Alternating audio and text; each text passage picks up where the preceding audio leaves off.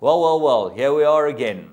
Monday morning and another winning ways where we've had a wonderful weekend's racing. It's been fabulous. We're going to show a lot of it and we're going to chat to Mike the Cock in your call. We've got a telephone conversation with him, just catch up with what's going on in Dubai. And before we get there, we just would like to say thank you to Wilgersdorf and Maritzfontein for sponsoring a segment of the show. They've been loyal sponsors. They've been fantastic to have on the show. And unfortunately, this is our last show. We really have been enjoyed working with them. Oh, yeah, they've got some great stallions coming through. No, fantastic. Lovely people to deal with. And we wish them the very best with Flower Rally. And you've seen them, the new horses there. Every week you see them. Support them. They're great people to support. But some people that were even better to support over the weekend, and I'm going to start with the highlight of the weekend, was winning the Wellington Sevens in New Zealand. Was that above the Liverpool Wolves highlight? Yeah, no, Liverpool Wolves is the low light. We'll show that just now. James, yeah, the Sevens. I was very disappointed in the crowd in the final. What's the final? 26 well, no New Zealanders there. No Fijians, no New Zealanders. Yeah, but the boys are very good today. The Blitzboker. And we're missing our best three players. Cecil Africa's not there. Carl Brown, who's the captain, that's not right. there. So how good are these guys? Yeah. And then your cousin Roger Federer. Yeah. That was impressive. Great game. Brilliant, and Serena Williams. So so it was great sporting weekend as just the sport was concerned. But then, we have to open the wound. Those poor Liverpool boys. 6 or 7 days they've had 3 home defeats. It's unheard of. Weeks ago, a week or two ago, they were looking very good in the league. They went and got beat at home by Swansea. Then they went out to Southampton, the semi-finals, and now they went out in the 4th round to Wolves at home. That's just very sad for the Liverpool fans. Yeah. I had some pictures sent through to me, which I've sent to my Liverpool fans in England and a couple here. Yeah. We've had some fun with them. But is it to do with one player, Mane or Sane? What's his name? Mane, no. He's coming home. They got beat in the AFCON. They got beaten by Cameroons. The indomitable Lions beat them. But James, the other games, let me not gloat. Spurs won 4-3 against Wickham Wanderers, and we should have gone out. Wickham, I feel sorry for Wickham. They played brilliant football. But the closest team to my house in England is Sutton. It's a little park down the road. They beat Leeds. They're at the finals. Amazing what it'll do to their finances. Well, incredibly, I was listening to Terry Payne chatting about them, and he obviously knows pretty much what's going on. And they're a team that's done this before. Themselves into... No, Sutton, first time in the final 16. Is that so? Gone to other cups, but FA Cup. Other cup, yeah. And they've done it in other cups. They're James, are literally down the road from our place. They're a team with a great history. Yeah, Sutton, and sure, they're far down they are, James. They've done amateur stuff. But you were too good to even play for them. You never even tried out for them. No, they're too low. They were too low. You went to Villa or something. They were too low. Don't go to them. But I'm pleased. All the other big guns won. So we march on. African Cup of Nations coming to an end. Good weekend sport all round, James. Fantastic. Let's go and find you 3 to follow.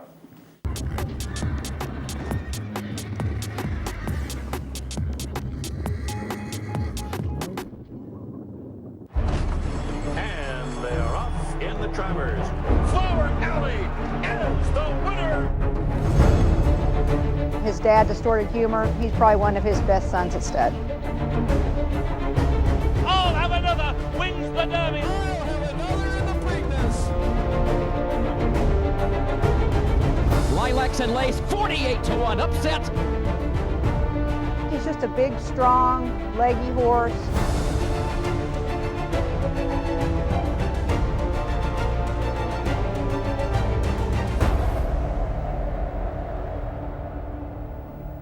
Well, let's go and have a look at the first of 3 to follow. And we went and picked one up at Turfentine called Asca. Now, by O'Racy, not particularly well bred. By who?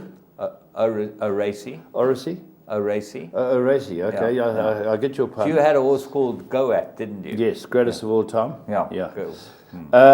This horse here, if it had jumped, might have really been a serious contender. This falls out the gate more than walks out the gate, James. And it's a sparkling debut when one considers how far back it gets. Yeah, let's go and pick them up at the start. There it is, drawn on the outside. And right, yeah. You'll see it. It just doesn't get away, James. Look at that. It just stands still and then slightly slow into stride. When they level out, slow. They're 5 lengths ahead of the pack of 5 lengths ahead of this horse, James. And the eventual winner is out and gone. And that is, funny enough, a Dan DeLago horse, which is good to see that Dan DeLago's thrown a couple of quick ones. This is Lolita DeLago, James, from the Sean Terry stable. But the horse we picked is still tailed off, James. Yeah, that's trained by Gavin Prinzel, Chesney and Joburg, and Jan Mantell bred it by O'Racy, as I call them, out of a Second Empire mare. And now starting to get in the picture, but to make up this type of ground. Yeah, the rider, who was Don Mansour, had this horse, asked his horse to run for a long time, James, because he realised that it had walked out the gate and had a lot to do. But Lolita DeLago goes home and rubbed down. The rest are chasing shadows. And this horse really stays on nicely. One considers how far behind the winner he was at one stage. Yeah, I think it was a super run. I'm not sure of the strength of the field, but I think this filly in the right race, you'll be able to back it next time. Certainly worth having a bet. But find the right race. Don't go and find it in the nursery or something. Let's go and move on the 28th of January, which is the big day in Cape Town. And we found you a first-timer, obviously, in the Juvenile Stakes, which was sponsored by Princess Charlene. And this was backed, and there was plenty of talk about it, and ran a fantastic race. There was a lot of support for this. Is a very good horse. It turned out to be a very good race for Bernard Cantor. He owned the winner, and he has a share in the runner-up. The runner-up is the horse we're going to show you. And Casimir really runs a good race. There were a lot of good horses in this race, I thought. So this was a sparkling debut. And the money coming for the horse suggests that this can run a bit. Another Captain L. Amazing. Joey Ramsden said it was his first 2-year-old winner this season, the winner, called to account. I thought that he would have had more up to now. But Joey goes quietly with these horses. Obviously, he certainly knows what to do with them when they get older. Casimir by Captain L, bred by Drockenstein, 1.2 million rand yearling. Let's go and pick it up, drawn 5. And the blue colours, blue and green, navy blue, lime green, you can see her there. She gets away well. She's got a white stripe down her face. Yeah, she gets away well, James. The winner's going down the inside in Bernard's colours. And this rider who's riding it here, Greg Sheen, who ultimately ends up having a great day, elects to go away from the inside. He thinks, where am I going to go with this horse? He thinks, well, the going seems to be better with the packers, and moves over to pack. But the winner shows great speed, called to account. And as I say, James, good horses around it. Dutch Phillip running third, good horse. And this horse, it's a really good debut. The fantastic run by the winner. It had run his third first time out. It's a Captain L as well, out of a Giant's Causeway, man. My goodness gracious, Captain L is a phenomenon. Gracious. This one, well, and it's fantastic for Bernard to have a winner on the day. And then you watch this filly run on. If she had stayed down the inside, she might easily have won it. Yeah. Look at this. Should be worth putting your money on in any race next time out. This was a sparkling debut. Be with it. And that's Casimir, who we saw in Cape Town. Let's move on to the third one, James. Third one, the Cuda Sprint. This was for 2-year-olds, non-black type. And they turned out here, wanted to have a go for the money. And these are all horses that qualified for this race. And I was thrilled to see Brett Crawford with the Sherrills win this one. But the second horse, Terry had a slew of them with Chris Van Niekerk. Let's go and have a look how this ran. Wonder Wall.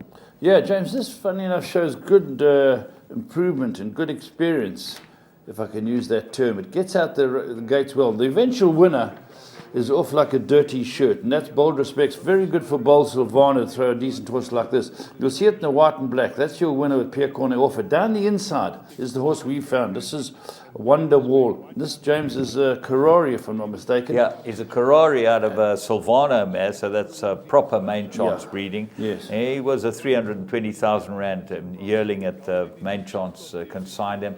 But the way he runs on at the end. I thought he was going to win, James. Yeah. When he tackled the eventual winner, Bold Respect.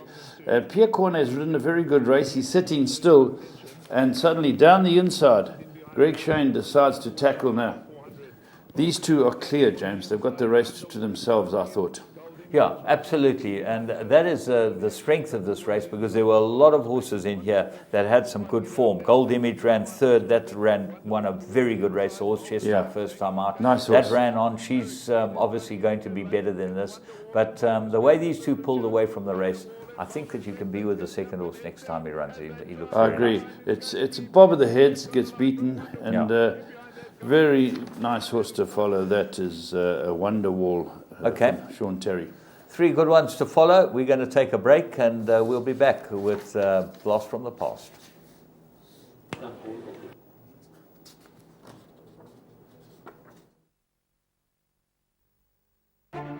Gates are open. Soft falling rain pulling clear. Soft falling rains won the SA Nursery by 3. Racing in the 2,000 guineas. Gates fly and they're racing in the Godolphin Mile. They're off and racing. Weight didn't matter. Class tells. Soft falling rain, much too good. Soft falling rain, an impressive guineas winner. Soft falling rain is drawing clear. He's made it 7 out of 7 by winning here today. But it's Soft Falling Rain who is powering away. We'll see out the mile in style. A high-class performer wins the Nay of Joel Stakes.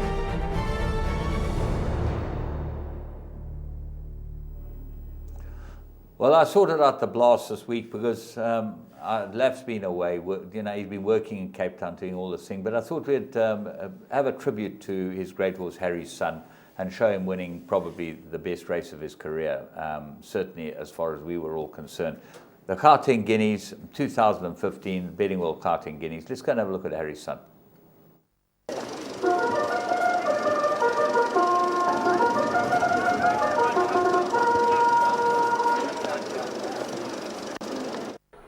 All set, and away they go to a great start for the Guineas field here.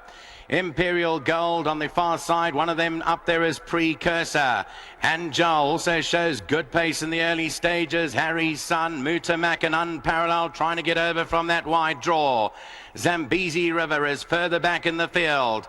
One behind that, we go back to Farfee, who's racing quite well back in the early stages. French Navy's further back. Then comes behind those the Captain's Tune, Belong to Me, Forest Fox and Illuminati is the trailer. ML Jet has circled all of them. That's a new leader in the Betting World Karting Guineas. ML Jet 1 length. Precursor races back in second. Harry's Son is third. Then Imperial Gold and Angel. Mutamacan's giving them 6 lengths start, followed by Belong to Me, Zambezi River. Then further back in the field towards the outside, Farfee, Amsterdam's going wide, Prince of Orange. The Captain's Tune behind those, then Forest Fox further back in the field. And the trailer is Illuminati. They're well into the home stretch. 500 to go in the Betting World Karting Guineas. It's ML Jet down the inside who is the leader. Also Precursor. Harry's Son has now struck the front down the centre. Harry's Son is going well at this stage. It's 2 lengths clear. Zambezi River, Unparalleled. Angel behind that. Mutamacan comes home. But it's Harry's Son, the one to beat. Harry's Son is 3 lengths clear. Unparalleled comes home. Forest Fox and French Navy. But Harry's Son is clinging on here from French Navy. Pierce Stratham's done it. The Guineas double wins on Harry's Son from French Navy. Back in third, close. Well, Harry, brilliant and poignantly sad for you, Laf, to watch him win. But he was a great. The horses, as I said, like strawberries. They spoiled overnight. They had Stratham in for putting his hands down. He really trotted up. The runner-up is a multiple Group 1 winner. Yeah, French Navy.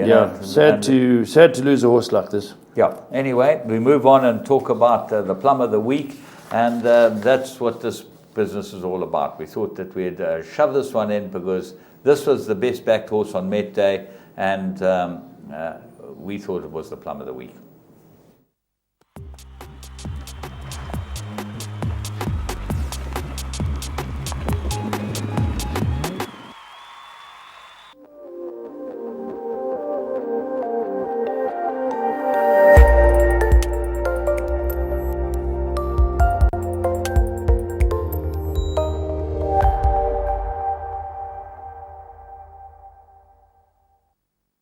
Sylvan Star. Then comes Adorado with 400 metres left to go. They found across the track. Evoke Emotion being tackled on the inside by Louisiana. So to Gitano up the middle of the High Life. Nima deeper out. Sylvan Star. Adorado they found right across the track. Sylvan Star, Nima between runners. Louisiana, the High Life. Any one of them. It's Nima with a nose in front. Down the inside, the High Life. Sylvan Star up the outside. The High Life and Nima. These two to the wire. Very close. Not going to split them. The High Life and Nima hit the line as one. On the outside, we had Sylvan. Well, this horse was 8-1 early on into bet. She'd won her last start, the daughter of Horse Chestnut. She ended up 4-1. You could have got 9-2, 5-1 on into bet at any stage. And credit to Dennis Dreyer, last runner down there. Last runner, yeah. Prepped her for the race. And Sean Veal, I thought, rode a cracking race on this. Yeah, nice to see the owners were all there. You know, I saw Mark Curry, Mayesh, Yop, the Scarp. Yeah. They were all there, and good luck to them. They put their money down, and she's a nice type, this filly. Yes, this filly could be a real threat. I would think the Wool Avington might just be up this filly's alley in the season.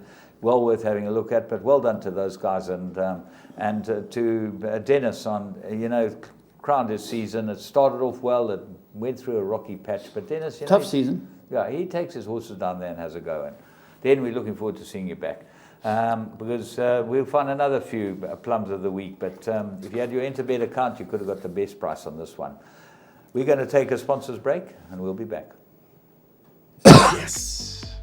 If you love soccer and you play the tote, you won't believe what Interbet has to offer you, or the excitement of tote betting on your computer or your cell phone. It's simple. Choose your teams and your bets, work out what your combinations will cost, see how big the pool is, and place your bets. You can even track your bet live as it happens and get updates on your progress. It's all the fun of the tote on your phone. So what are you waiting for? Sign up now at www.interbet.co.za and you could be a winner. Right, well, we're back. And then what are we going to do? Graduation. No, we've got to. You don't want that? We've got to have a sting before that. We're going to go to current affairs.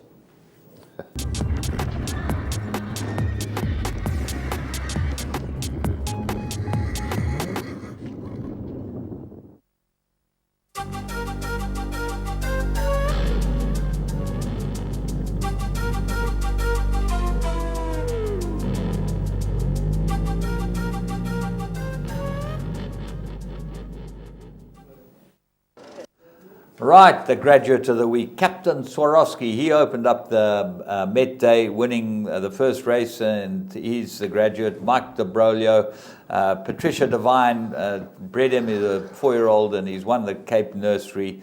This is a 6th career win, landing the Hall of Fame powered by Samsung Mirror rated 96 over 1,200 meters. He's by Captain L, obviously, out of a Fortwood mare. And there's a 375,000 Rand buy at the 2014 Empress Palace National Yearling Sale. Well, we're coming up for that. But before that, we're going to Val de Vie, so we're going to have some fun there. But he's our graduate of the week and a very nice winner. Snace they've always got 1 or 2 lined up on the day. Yeah, this is a decent horse. And well done to Michael de Broglie. Every time Met Day comes around, he has a good day, Yeah, and he comes to the Met, which is nice. I think he lives in America now. I don't know. Michael, yeah. Anyway, let's go and have a look. We see enough of him. Yeah, we've seen, if you watch Carte Blanche. Yeah, you see enough of Michael, yeah. Maybe we'll get him as a sponsor. Yeah, I'll speak to Michael, yeah. Okay. We're going to go and have a look at our big races on the day for current affairs. And we got the start is the Cape Flying Championship, where the champ showed them her paces. Let's go and pick them up. Aaron Ellis a little bit unsettled. Quietens down. Now we set racing. In the betting world Cape Flying Championship from that 1,000 meter mark. Red Ray began quickly, so too did Joe's Bond in the middle. Deeper out we got Captain Alfred also showing plenty of early speed, and then comes Carrion Alice. Next it's Gulf Storm. Riverine is coming through on the inside. Being followed next in running by Brutal Force, and then comes Trip to Heaven. That one's tucked away to race about 5-6 lengths off that leader. Next it's Search Party. 500 metres left to go, and Captain Alfredo is stuck to the outside. Down the inside, Red Ray leads them. Then comes Riverine. Tar Heel moves into contention. Brutal Force. Then comes Search Party. Trip to Heaven is looking for a way through Joe's Bond, and Carry On Alice is being produced up the middle with just on 200 metres left to go.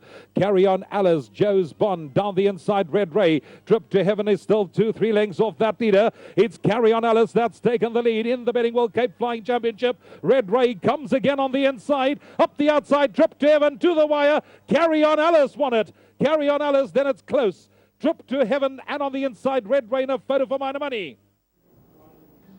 Well, the Betting World Cape Flying Championship, a great success for Sean Terry, with Carry On Alice winning a great race. And interesting, James, I was speaking to the part owner, John Warner. He's an immunologist from overseas. I had a long chat to him because obviously I've had health problems. Very interesting man, and he was there at the races with his wife, and they, I think it's 2-year-old, 3-year-old, 4-year-old, and 5-year-old has won a Group 1 this horse. Yes, it has. Incredible record. It's absolutely amazing. Absolutely amazing. But she over 1,000 metres, I think the second horse is a champion in his own right. Yeah, he's a champion sprinter. Desperately unlucky to get beat, but she was off and gone and won well. Yeah, fantastic for her. I think she's going to be a great addition to the paddocks. Red Ray, good horse too, James. Red Ray tried to get into scrum late. She's out of a Western Winter mare. She's bred by Clava Flay. She wasn't cheap, but she's a very, very nice filly. A very good filly. Very good filly. Earned a lot of money. Well done to all of them. Okay, we move on to the next, the Mallorca Stakes. Now, this was billed as the heavyweight championship. Well, it turned out to be something of a mismatch. Let's go and see what happened. Flag goes up. Gates fly.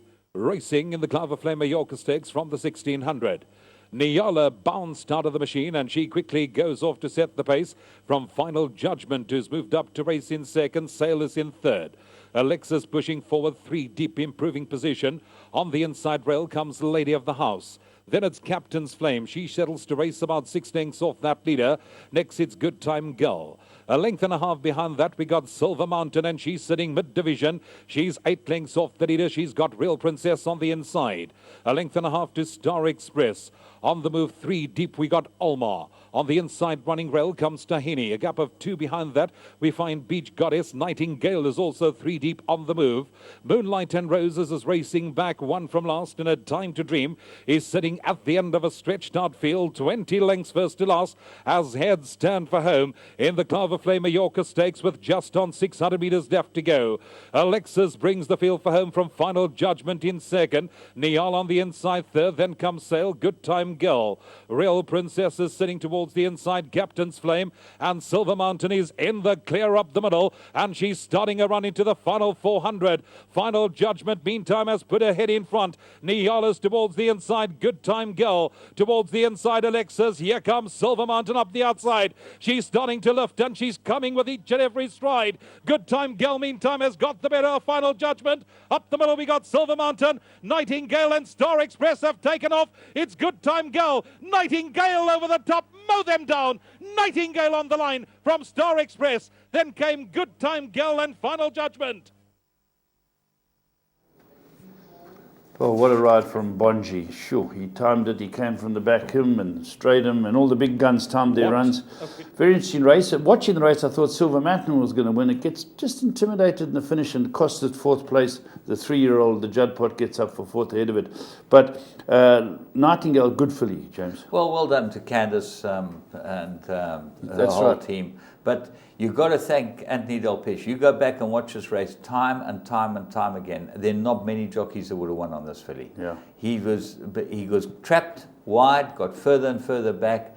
He was patient and balanced. And when he pulled it out in the straight and let it go, I thought it was an unbelievably good ride. Star Express ran extremely well.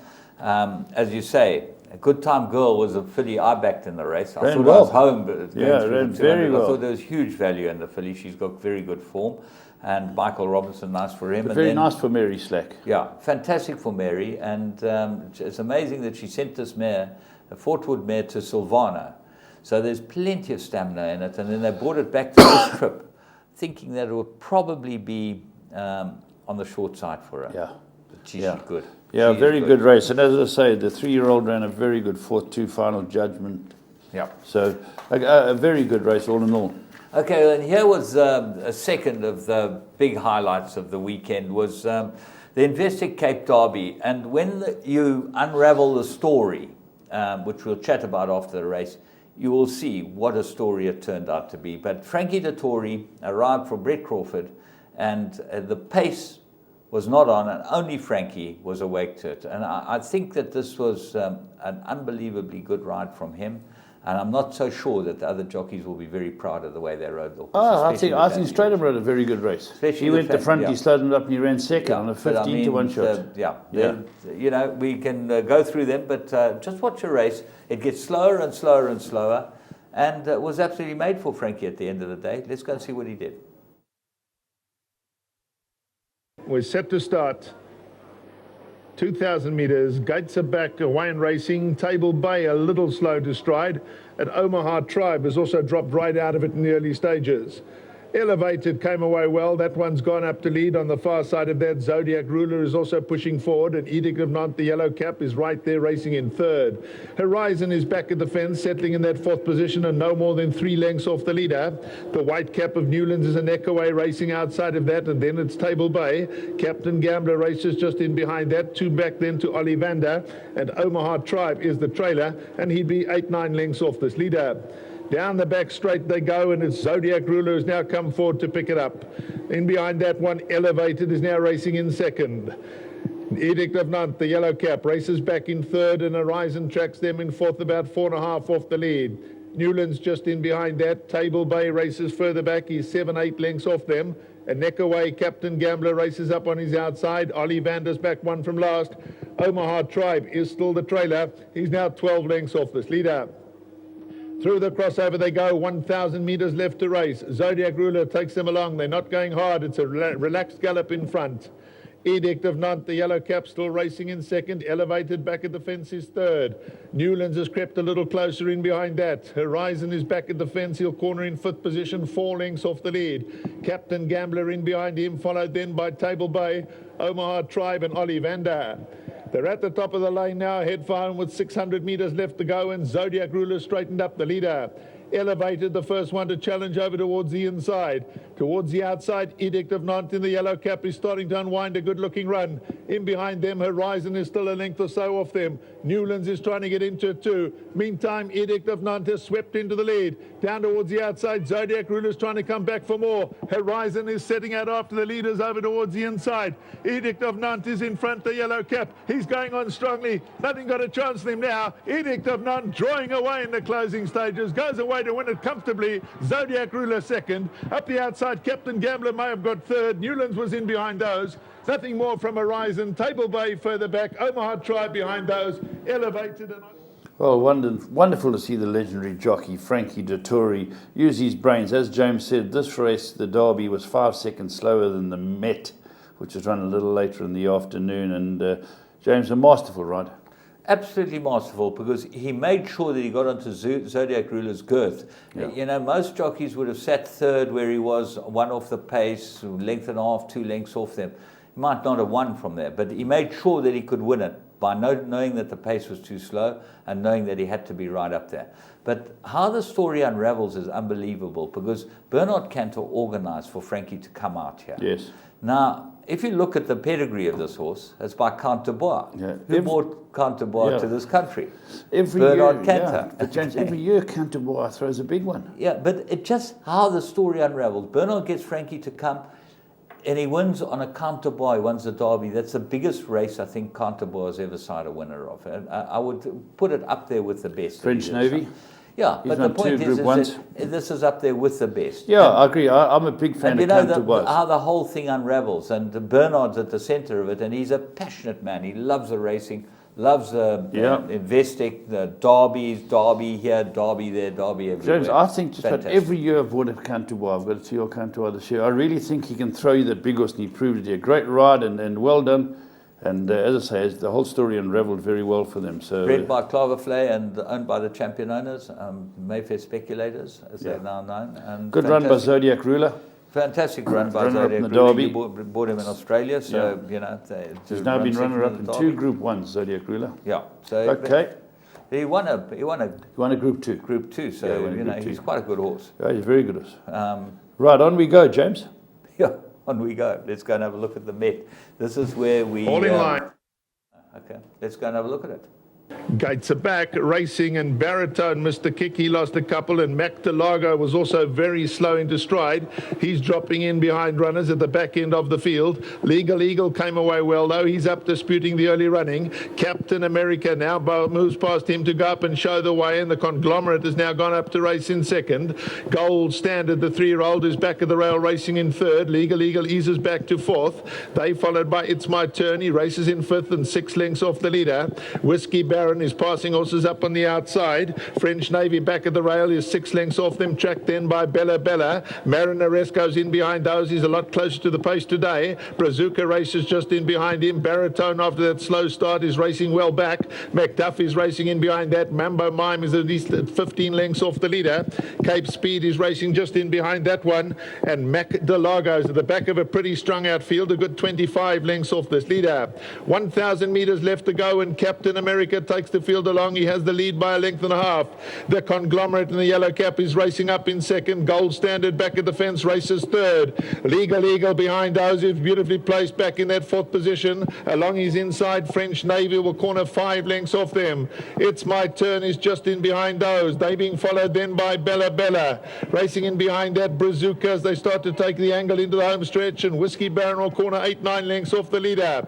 Captain America, he brought the field for home. He's in front by a couple. The Conglomerate, and now Legal Eagle sets out after them. Gold Standard is also starting to run on. Captain America's hanging tough. Legal Eagle and Gold Standard now pouring the pressure. Captain America still in front. Up the outside, Legal Eagle, Captain America, and Whiskey Baron is now starting to unwind a run. Bella Bella's also coming home well. Captain America's cried enough. Whiskey Baron and Legal Eagle. It's Whiskey Baron who's claimed the advantage. No more from Legal Eagle, and Whiskey Baron goes on to win. Legal Eagle second. Captain America came in third. Gold Standard behind those with Bella Bella. Behind that, Marinaresco. He was followed by French Navy. It's My Turn. Well, we'll give you a moment to savour the race, because we've got to go and take an overseas race, and we'll be back to discuss exactly what happened.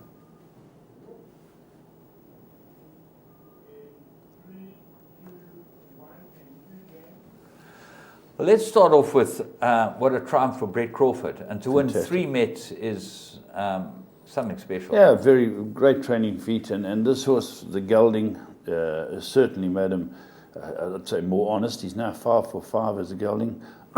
He's a Manhattan Rain. He's an Australian horse. Manhattan Rain's a brother to Reduced Choice, so there's pedigree here. And well done to them. Well done to Brett for planning it. He decided to skip the Queen's Plate and go that route. But I think everyone who backed the favourites got a run for their money. Yeah, they were 1, 2, 3, 4, 5. Absolutely. Yeah. But if you go through what actually ended up happening, it was a true run race for the first time for a long time that the Met's been run. And then when you look at how the whole thing planned out, the right horses ran first, second, third, fourth, and fifth. Yeah, you can't knock that, you know. The horses down the inside, you know, French Navy and Bella Bella, they ran good race. Marinaresco only got into it late. Yeah. But it seems to be really coming from off them. Very good horse, James, yeah. You know. Yeah. But Legal Eagle, honour and defeat. He's brilliant run by the Captain L pacemaker, Captain America. A superb run. And the 3-year-old, James, excellent run by the 3-year-old. Great run beaten from the 2 lengths. Yeah. But there are things that go on, sideshows that are fun in this business, and these 2 lads, the Kieswetters, you know, might not be the favourite sons of South African cricket, or certainly one of them might not be, but at the end of the day, they walk around with this plaque with the bronze testicles of this horse, Whiskey Baron, which is just quite classic, isn't it? You know, walk around, when they need the horse, and every time they got this plaque there, his testicles. They're right. I didn't notice that. But they were so passionate. You could see them and Greg Sheen. They were just so passionate, and obviously with the one being an international cricketer, a great sportsman. Wonderful to have them in the industry. Yeah, absolutely. And now they've cemented their place in the industry by buying Highlands Farm. Yes. So, you know, they're going to be a name to really be reckoned with. Fantastic to see them. The dad was obviously very proud. Yeah, he was there. Yeah, very proud of his sons, boys and his horse. And, you know... Well done to Craig Carey too. He manages their interests. I was going to say, Craig Carey done an unbelievable job for them. He brought them along the right way, found them the right horses, got them involved in the right things. And obviously, you know, with Amanda running CTS and Craig running this is the powerhouse of South African racing, the Careys, absolutely, you know, from Arkansas days. Yeah, they are the powerhouses. But it was well done to all the Keith Vetters, all their Great partners. Sheen moment for him because he had a horrific injury. He's won the Vodacom Durban July. He's won the Sun Met. He's getting a very good CV together. Yeah, not bad for a boy that's supposedly not that strong. Well, he can speak well. He's got a big, good brain. He's the one who sounds, you don't mind listening to him afterwards. He speaks sense. He's very erudite. I like listening to Greg Sheen. Brilliant jockey, brilliant trainer. Supposedly brilliant owners. I don't know them, but one day we'll get to meet them. And just a wonderful race. Yeah. And superb race day. Superb race day. But the whole day was very good. There was great racing. You were there. Yeah, great racing, good horses, a lot of fanfare, thoroughly enjoyable day. A lot of celebrities in there. You know, I saw John Barnes. John Barnes. Did you have a chat with John Barnes? Yeah, and I spent some time with John on the Friday. He loves his racing. He brought I'm his amazed two they racing didn't use mates. you as an interviewer. I would have thought that you would have done well as an interviewer down there. Were you not available? My name will come up before I die. Were you not available? No, I'm always available, Jim. Okay. Let's go and have a look at the semi-final or final the big race on the day, the Cape Stayers by Blue Label Telecoms, and this was a very nice race. Let's go and see what happened here. This leader, Gothic Racing further back in running, and he'll be 9 to 10 lengths off them. Arch Rival is on the orange on the inside of him, followed then by Zafira racing back one from last, and Captain Splendid is still your trailer. They're about to turn for home. They've just over 600 metres left to go. The pace now starts to quicken up. Solar Knight been in front all the way. He's going to bring the field for home. Helderberg Blue quick to challenge up on the outside, and O-Video takes the shortest way home and slips through to pick it up along the inside. 3 Balloons is out after him. Cram Bambuli is racing just in behind that.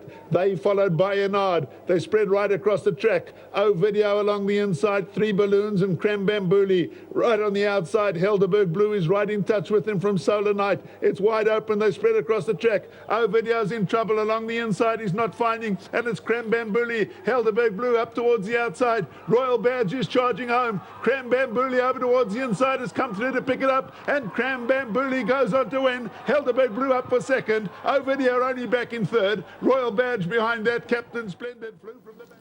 Well, Cram Bambuli going the extra and enjoying it. James, I thought the race was between the second and the third horse, and they were spread across the track. I thought a video of Australian's going to be tough, but you were always big on the runner-up, weren't you? Yeah, I thought the runner-up was the horse of the day. I thought he was the right horse. He was the best each way bet on our podcast.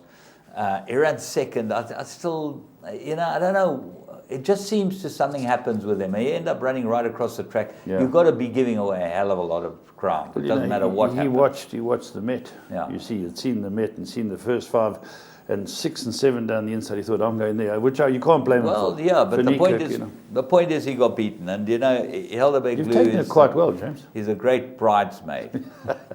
But let's go to the winner and talk about him, because he's by Blackman Lelouch. He's bred by Sabine Plattner. Yeah. And wonderful for her to breed the winner and be there with her whole family. And, it's a good staying race, this. And yes. He's a good horse, and Blackman Lelouch throws you a big horse too, all the time. Good stallion. Yeah, Blackman Lelouch, is no doubt. They go all types of distances. This is out of a Woodman mare, which is very interesting. Yeah. But, nice for the Snakes always win on Met Day. Yeah. And nice for them to win for Mrs. Plattner. As Justin said in his post-race interview, he's always quite funny, Justin, but he was at his best. He said, I don't know how they've stuck with me this long. Yeah. She's got to be a saint. And I think that's probably right, Justin. But well done to you. You had a good day, not the ones you wanted to win. And what I want to show you, James, there was a photo I was shown the other day of when Ashburton... You want to show me this? Yeah, I want to show you it. Ashburton Training Centre. Yeah. And they had their 300th winner. And they've only had 350 since then.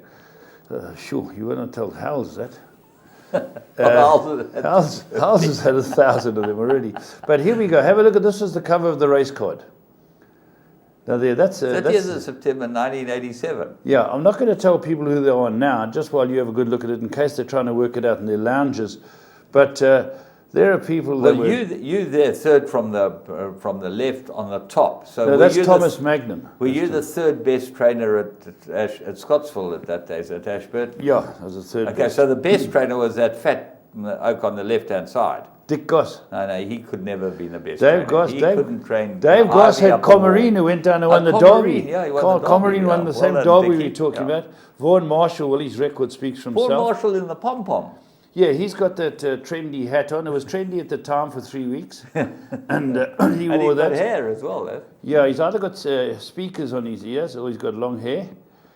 Myself, and then the good-looking guy at the top row, who's that? He's that's Afrikaans. Me. No, that's me. No, the guy next to him? Afrikaans, got to be yeah, that's him. Nick Feltman. That was Nick Feltman. Yeah. Let's go down to the front row. No, that guy we know, good-looking little boy on the left-hand side. He was a jockey. Yeah. Him and Mace are brother-in-laws. Yeah. Watkinson. Robin Watkinson. Next Terry Lowe, he's been around longer than the Rinderpest. Yeah, and then Brian Cherry. No, that's Des Rich. That's Nasser's father. Brian Cherry. That's Desi Rich. Des Rich's brother, Brian Cherry's brother. They looked at Desi Rich. And there was Annie Upton. Annie Upton, Furious. she was a legend. Yeah. And remember, behind them we had good trainers that were there as well. Darren Furr, Craig Benton. Darren Furr? Yeah. You've got to be joking. Yeah, there were a few others there. He was my assistant, Darren Furr. Yeah, there you go. Before he became a trainer. He learned a lot from me, Darren. Yeah, so... Anyway. But other racing news, James? Yeah, just the big news about Cheltenham is £3 million worth of stakes, prize money over the period of time, over the Cheltenham Festival, which is fantastic. £3 million. 60 million rand or just under. And just the saddest thing was Many Clouds collapsed after the big race in England the other day, got beaten on the post by Thistleton. Or won on the post. I was so taken up, but it was so close between the two of them, and he collapsed and died, this horse. He won the Grand National last year. He was just a fantastic horse.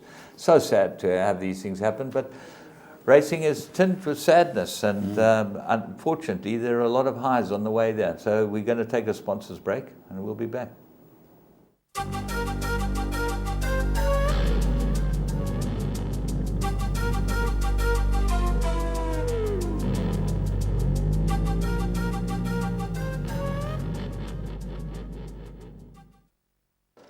Right, well, the first thing we're going to do is go to your call, where we're going to have a look at what our sponsors have got to say, and then we've got a couple of very good interviews.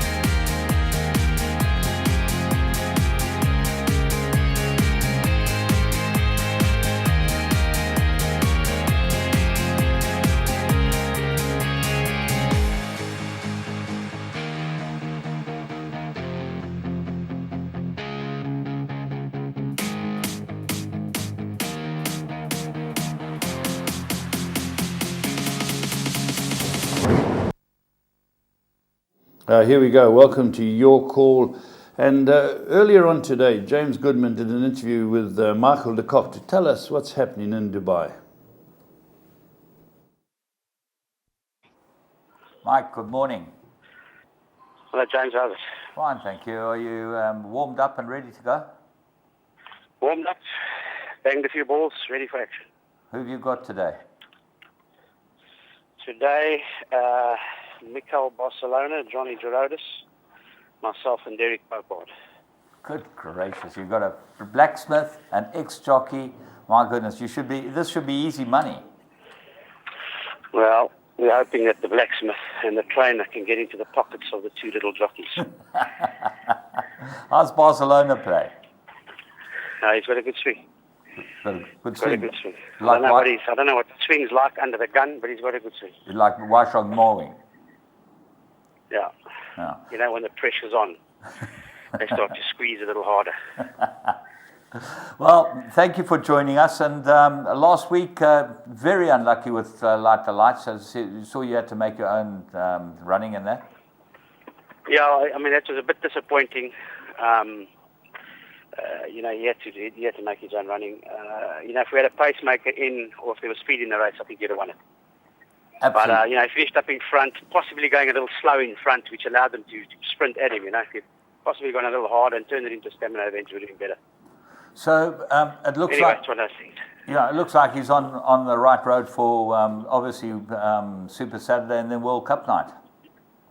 Yeah, he's a nice horse, James. I'm not quite sure he's up to Group 1 level, but certainly at Group 2 level, yeah, he'll hold his own. World Cup night, he's going to have to find a few lengths. I mean, he'd do well to run in the first 4 on World Cup night, I think. You know what I mean? If he runs 3rd or 4th, it would be a huge run. Yeah. He's just below that sort of Group 1 class. But the thing is about him, he's actually in good form, fit, and a sound horse. You know, that kind of thing counts for a lot here sometimes. You know, you may not be the best horse, but if you're very well in yourself on the night, you actually run out of your skin. Sometimes the good horses, you know, they've got to travel in and things go wrong. That makes it, you know, you can get lucky, let's put it that way. Absolutely. Well, the filly that beat him, I think she's not a bad filly. She ran 5th in a Group 1 in England, the Coronation, didn't she? She's quite useful. Yeah, look, you know, it's not easy. I mean, they're bringing fresh horses in waves. So, you know, we've got to decide a year out what we want to bring here. And, you know, the Europeans can decide a month out. Yeah. So it's not easy. Since I spoke to you, we spoke to you a couple of weeks ago, you ran Noah from Goa and he looked to run a cracking race. He looked like he just needed it. Yeah, very good race, needed it. As I said, he had a setback in England where he stood five weeks in the box with a bad splint, which is, you know, unfortunately happens with the travelling, you know, with the keeping changing of surfaces. The bone remodels, and you know, sometimes we found a lot of them actually come up with these big splints, but then they're really sore and you can't work them. And he was one of them. So for me, a huge run and will improve a lot.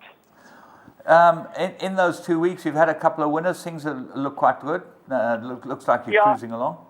Yeah, look, James, it's been tough in that, you know, on World Cup night, you know, we've sort of got the old guard trying to keep us competitive. There's one or two new ones, fresh ones like Light the Lights, and the other ones that only got here Christmas Eve out of South Africa. We'll see how they go.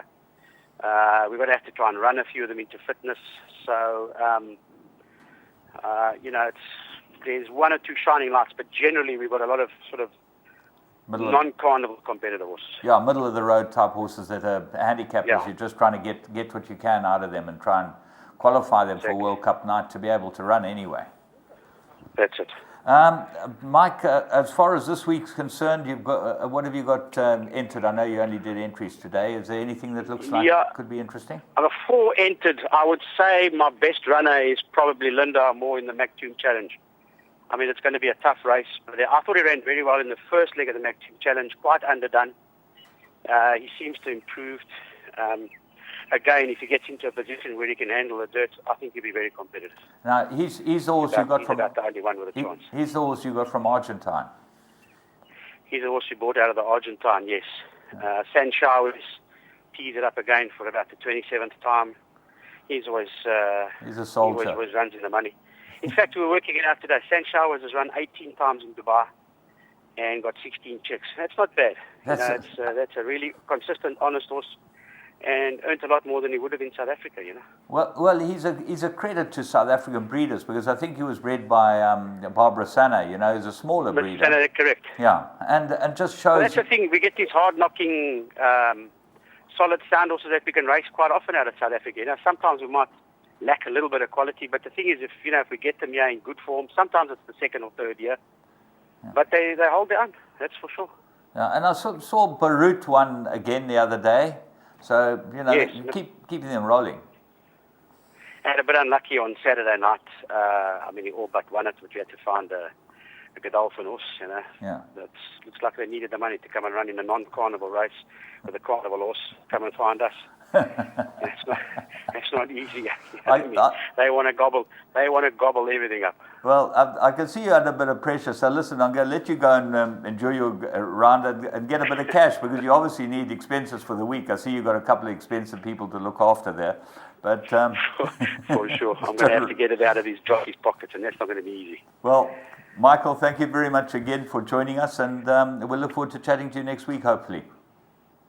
Goody. Thanks very much. Good to chat. Take it easy and all the best. Cheers. Cheers. Wonderful to listen to, excuse me, the master talking there. And as you know, Phil George has got that group going out again. They're filling up quickly again. It's going to be wonderful to go out there. He's so good to the South Africans. I think there's two groups. I think That's Super right. Saturday, there's a 5-day tour for Super Saturday, which I'm going to try and get on. Yeah, you got to get on that, yeah. And then there's a World Cup, Dubai World Cup, which is obviously huge. And, you know, this year, they've got to highlight this year, I think, my son's there doing falconry, Brian. You know, and he's a falconer. He's pretty good at his job, and they do exhibitions. Yes. And one of the things for the tour, they're going to try and get Brian to come with his falcons and do an exhibition for the falconry exhibitions, which should be fun. Yeah, very interesting. Yeah. So if you want to get out there, get hold of Phil Giorgio. What you do is you put a bit of meat in your mouth here like this, and the falcon swoops down and takes it out your mouth. I'm a candidate for that. I'm a candidate. You get caught up in your beard. With my beard, you get a talon in my beard, or take my tongue by mistake. Yeah, falcon, that's very, very good. All right. But James, what was interesting is obviously that we spoke last week about the big one coming up, and that was the Pegasus World Cup, $12 million. And it turned out to be an anticlimax, but it'll be good for the public to see the new star on the block. Only an anticlimax was the duel between Arrogate and California Chrome never materialized. But 9 furlongs a bit sharp for California Chrome. He was drawn on the outside. He got caught wide in the race. Everything, nothing mapped out for him. And he's at the end of his career, 6-year-old entire. He's got to be looking for the breeding sheep. Yeah. But there is some footage in this that we're going to see, and we're going to show you that, of California Chrome standing at the end of the race course after they've done the post parade, and just looking like, and it's majestic. It actually brings tears to your eyes to watch it, just to see what a wonderful horse looks like when he's just taking it all in. He just looks like he's taking it all in there. A couple of things that came out of it. The one thing that was quite interesting was the selfie thing. Oh yeah, you got to tell people about this. When you told me, because I didn't see the selfie thing, I think it's a great idea. Yeah. To just tell the public out there exactly what they did and how it makes money. What they do is, in favor of a children's hospital down in that area, they had a selfie donation. So you put $5 in the box, and you went and took your selfie with the Pegasus World Cup. Okay, so all these hundreds and hundreds of fans were taking selfies. People love selfies. Yeah. Taking selfies of themselves with their arm around the cup, with the cup. It was there, and you could go and have your selfie taken with the cup. Now, I think that you can grow things from that, and the marketing department could do something. But we need to take a break. Anything else on? I like your selfie idea, James. Do it here in Vodacom, do it in July Day, down at the Met. Get the cup in there, get people in. Money for charity. We'll be back after this break.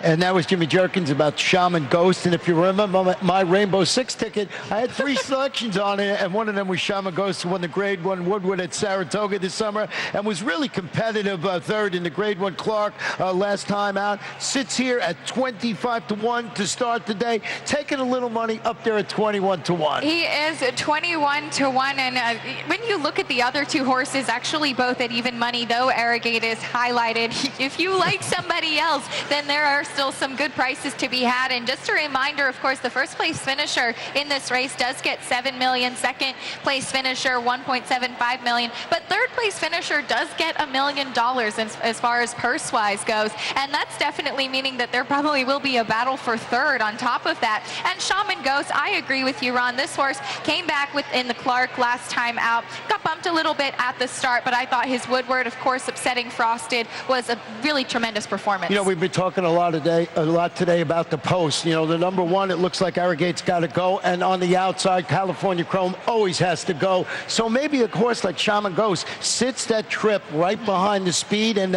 crazy things have happened in horse racing. That's why they run him. So, you know, and like you said, third is pretty good behind the two best horses in the world. It is, and as you said, he does look like he could be a horse that will be closing. Another one that might be making up ground perhaps is Breaking Lucky, who does look like he's a horse that is moving in the right direction as far as rounding into form. And tactically speaking, of course, we know Arrogate to the rail, it looks like he'll go.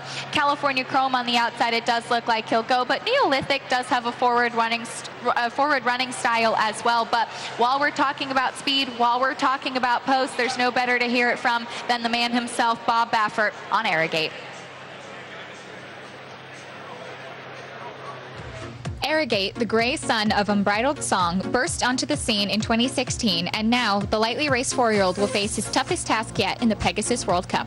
You know, I wouldn't ship him down there unless I thought, you know, he was going to run his best race and his best race, you know, to win it. You know, we want to go down there and we want him to compete at that top level. And especially when you have a horse like that, the last thing you want to do is just go in there, and he doesn't need to be going in there if he's not doing that well. He is doing exceptionally well. After a sensational 2015 highlighted by American Pharoah's Triple Crown victory, Bob Baffert has found himself with another top-class horse. Cannot believe I got two horses right in a row. I mean, after American Pharoah left, it was like just a vacuum, just sucked the life out of everybody in the barn, because it was so emotionally tough on all of us, because here we had this horse that, and not only that, he's such a sweet animal. He would let you get near where, you know, those other horses like Arrogate, he's a big, funny horse. He's like, but he won't let you get too close to it, but he is funny. His personality is really funny, but I'm going through that with his eyes, going through all that, and it brought our families together. You know, it was the bonding relationship, and then all of a sudden it's quiet, and then here comes this big gray son of a gun, and wow, he comes marching down. Travers was just ridiculous. It was insanely ridiculous what he did there. And then to come back and say, well, can he do it again? And if you watch him work, he's not one that's going to wow you in his work. He just comes down there, and then he runs down California Chrome, and I'm thinking, wow. And so now we're going down there, and it's going to be emotional for the Art Sherman, because he's going through what I went through. You know, you're hoping, let this horse go out and win it, like, you know, Pharoah did. I felt a lot of pressure for the Breeders' Cup with Pharoah, because I wanted him to go out the right way. I wanted him to, you know, when he turned for home, it was like, oh, here he comes. Like, it was emotional. That's the really great horses. They do that. I mean, American Pharoah, nobody worked better than him. He was poetry in motion. He was just the most, that's what I miss most about him. Watching him work, he would do things that were just incredible. And this horse, he's getting that way. He's got that long stride. He puts that head down. He pins those ears, and he needs something to run that. He needs a target, and believe me, he'll have plenty of targets when he goes to Gulfstream.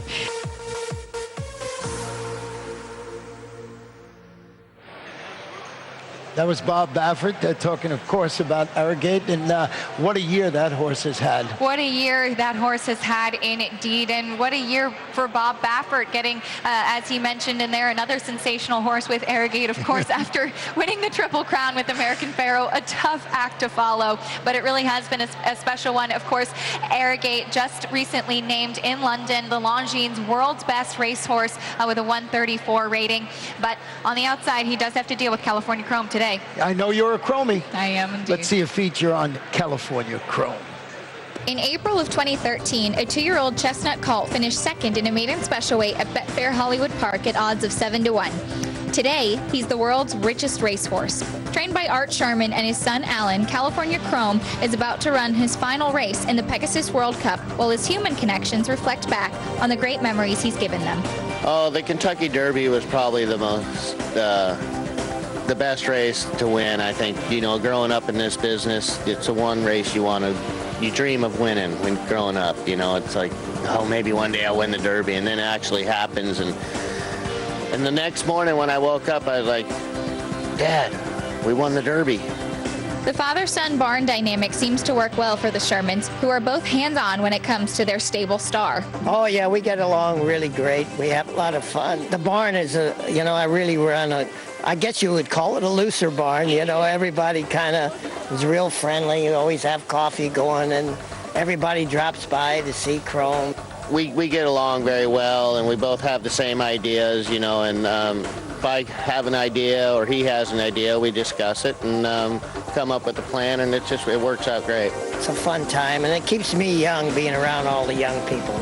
Based in California, Art Sherman has only had one other runner at Gulfstream Park, but remembers the place fondly from his riding days. Yeah, this place I would have never recognized. There was a swamp right behind it when I was here. It's so built up now, it's unbelievable. And I was staying in the tack room in them days when I was a kid, so it was a big difference. Now returning to South Florida, it is just another stop for the team as California Chrome has taken them around the country and the world. He's got a following you can't believe. You'll see all the Chromies coming from California. There's about 20 women coming out that just follow him all over. It's unbelievable. He reminds me a lot of Dahaji. He wakes up in a good mood every day, and I think Chrome does too. He just loves to train and do his thing. So I'm looking forward to running him on Saturday. I think he's going to put on a good show. How could you not love Art Sherman? Absolutely. Art and Alan, a wonderful dynamic at their barn. Of course, their exercise rider, Dahiji, as well. Just a fantastic team. And one of the great things, Ron, about California Chrome is being able to follow his journey. Now he is running in 2017. We do get to see him run again here in the Pegasus World Cup, even though it is his swan song. And by contrast, just talking a little bit about California Chrome and Arrogate. California Chrome, a 6-year-old horse now who's had a sensational career, earned more than $14.5 million. He won the Dubai World Cup. He's coming off of a very easy victory last time out at Los Alamitos. And then you have Arrogate, who looks to be a horse, as I mentioned earlier, that's scarily on the upswing. He is a 4-year-old. He burst onto the scene in 2016. So how do you even compare these two? Well, California Chrome, let's get down to the handicapping part of this. He has to deal with the outside post. We mentioned only one horse, Big Brown, has been able to do this. So let's go to Gabby in the walking ring right now. She's with Mike Smith. Thanks very much, Ron. And here with Mike Smith. Mike, of course, Arrogate drawing the rail post position, a post position that he drew in the Travers. What do you take from that experience, and how do you apply it to a race like this? Hopefully the same experience that we had in the Travers, to be honest with you. I mean, we're in the one hole. It is what it is. So we'll be aggressive leaving there, jump well, and let him run hard into that first turn and see where that puts us. Did you game plan with Bob Baffert at all prior to here? That's pretty much the game plan. It is what it is. When you draw the one hole, that's pretty much your only option. And looking at Arrogate, and you've been aboard him the past 2 starts, how has he changed, if at all, going from the Travers to the Breeders' Cup and now today? Seems to be maturing. He's growing. He's getting stronger, and hopefully we see even a better Arrogate. All right, well, the crowd is starting to roar. Mike, best of luck. Thank you. Back to you guys. Well, boy, is it exciting here. And that was Mike Smith talking about Arrogate and an inside post position. What we were talking about when we went to Gabby, he's got to go. Absolutely, he does. And there are a couple things we should mention with Arrogate. Of course, they did have some rainy weather out in California. He did have a bit of an interrupted training schedule. He just trained up to this race instead of having a prep since the Breeders' Cup. I do want to show a quick stat, if we can, on trainer Bob Baffert. With horses that won last time out in Graded Stakes Company and then took a 61 to 180 day layoff. He's 48% win, 71% in the money, and a 290 ROI. A fantastic stat. Of course, we know Bob does great work. This, to me, did help put to rest some of those questions about that training leading up. You did say 48%, didn't you? I did, 48% That's the win. almost 50, as I remember. Arrogate got the inside. Knowing Gulfstream Park over the many years, always, a horse that has speed always has a good chance. Short run to the first turn. And I can understand right now him being the slight favorite over California Chrome. He can, and on the flip side, California Chrome did ship in to Florida earlier. He's had several works over this main track. He's worked very sharply. He's standing here right in front of us, and he just looks like an absolute professional, getting a hug from his connections, and understandably so. He just really has, again, been such a pleasure to watch him run, and it's such an honor to see him here in Florida. Let's go to Gabby in the mess over there. I think she's over there. We see her, Gabby. I actually lost my cameraman, guys. There's so many people in the paddock, and you can just actually see all of the people in the paddock. It's a kind of a three-tiered thing with so crowded. The people are actually standing on the fountain trying to take pictures. And guys, what an atmosphere this is down here in the walking ring. We saw Arrogate come out here. He was calm, cool, and collected. But California Chrome, when he came to the walking ring, there was a roar of the crowd that I've never experienced anything like before. There are even signs, as we always do usually see, that follow California Chrome. But you can see from California Chrome and Arrogate, they are just acting like consummate professionals here, and nothing's really phasing them whatsoever. And California Chrome, obviously Victor Espinoza is going to have to work out a trip from the outside post position, but there isn't a tremendous amount of speed directly and immediately to his inside. And I think people are absolutely underestimating this horse's gate speed. If you go back to the Breeders' Cup Classic, he broke so sharply out of the gate, the rest of the field was lengths behind him by the time that he made the lead. So I think that's going to be the strategy here for Victor Espinoza. We're on the latter half of it. In the Traverse, Arrogate, you go back and watch the break, and he actually kind of sat back in the gate, and then Mike Smith had to ask him out of the gate. There was another horse in there by the name of American Freedom who kind of drifted other horses going into the first turn and paved the way for Arrogate. Obviously, he's going to have to work out a trip from the rail, but Mike Smith saying they're going to get aggressive and immediately break him out of the gate. Now, one horse that I did like, other than these two champions here, the 3 Neolithic, guys, he just looks fantastic too. I know he's 24-1. I like him, though, because I do think that he's one that has drastically improved with the addition of the blinkers in the past 2 starts. And he's just a handy-looking horse, and I think that's exactly what you want in a horse physically when they do draw an inside post position in a big field like this with a short run into that first turn. But lots of excitement, guys. Riders are up, and they're heading out to the track for the Pegasus World Cup.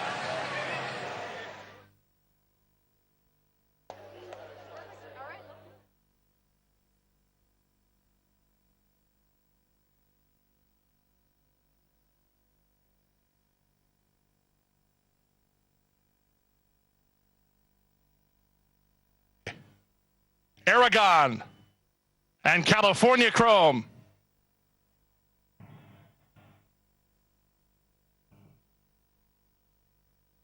California Chrome and Victor Espinoza to the outside stall. They're in the gate. They're off in the Pegasus World Cup. Arrogate was away well, and so was California Chrome, but Noble Bird wins the start, and he'll go looking for the lead. California Chrome trying to get over, but he's stuck about 6 wide into the first turn run. Meanwhile, Mike Smith has Arrogate down toward the inside, and a joint second while on hold. Neolithic is on his outside. Now California Chrome settles in 4th while racing 3 wide, followed 5th by War Story. Then it's a gap of 2 to Breaking Lucky. Shaman Ghost between horses. War Envoy down toward the inside. He's a neck better than Semper Fortis. Then it's a stretch of 3 to Keen Ice. He's 2.5 clear of the veteran Prayer for Relief, and the Argentine Aragon settles in 12th and last through the opening quarter in 23-2.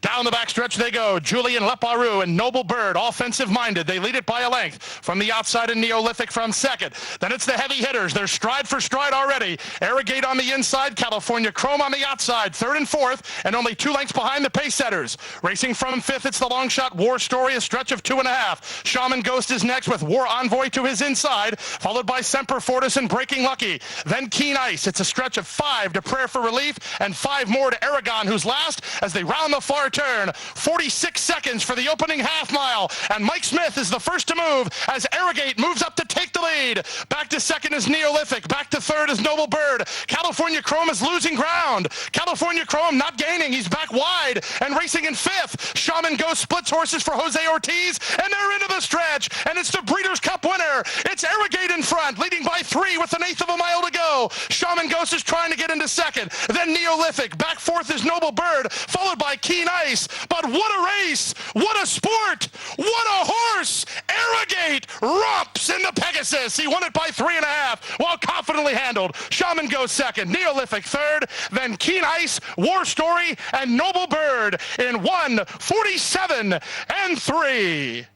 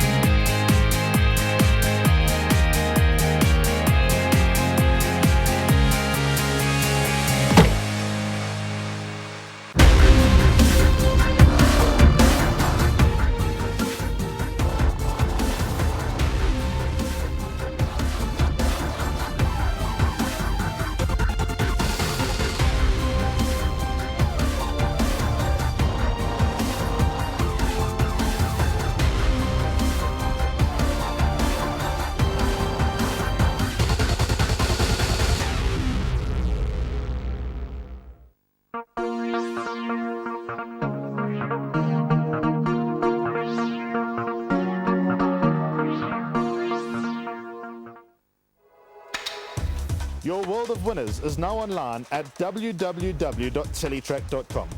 Simply subscribe to log into your account from any mobile device in South Africa and access a wide variety of content from our membership package options. Listen in via a live audio stream, catch live racing locally and internationally, or view a wide variety of Teletrack magazine shows to stay informed and updated on the go at any time. It's never been easier. Go to teletrack.com now.